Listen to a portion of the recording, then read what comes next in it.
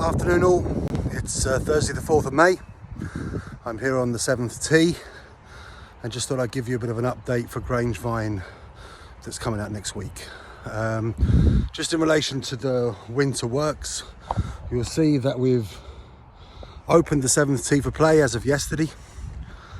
We have Dar Golf coming back in on Monday the 8th to shape out the bunkers, put the liner in and the sand, and they'll be playable immediately with all GUR around those bunkers being removed.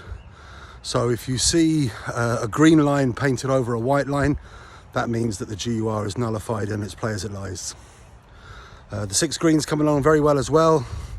Regular mowing, regular top dressing is bringing that along nicely, and that is anticipated that hole will be back open the first week in June. I see no issues with that.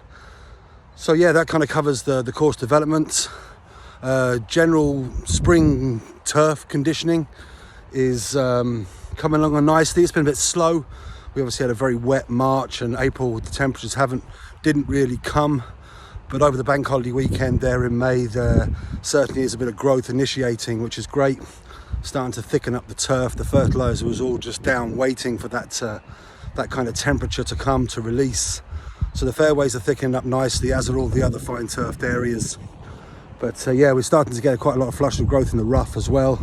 So keeping on top of that, particularly of the 4-day working weeks around bank holidays, is quite a challenge.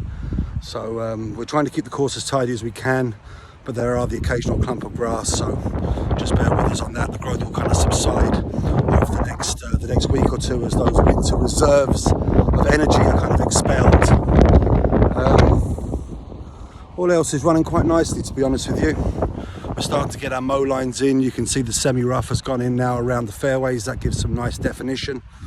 So yeah, I mean, all said and done, we're probably a week, 10 days away from our real summer stride, which we'll get to, and then we'll maintain through the summer.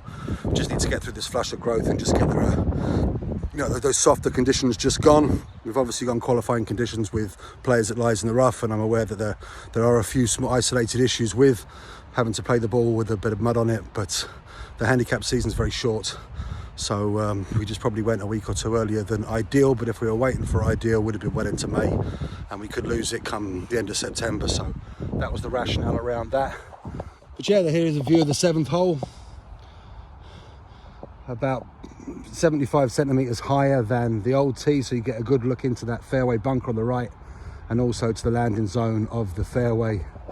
Just one other small issue I want to make you aware of. You may have noticed over the last couple of weeks we've had a few issues with the heating and the hot water supply in the clubhouse. It's been a constant pain, to be honest with you. We have had the renewable heat pumps are now in and providing the hot water, but just judging by the age of the clubhouse, we're having issues with various components of the existing system, and they've overlapped, which has been quite a pain, to be honest with you. We're back up and running with hot water now. But yeah, we're navigating through it. We're trying to put a plan in place to reduce the amount of instances as much as possible. So please bear with us, we'll get there. Happy golfing, guys. Hope you have a really good summer of golf.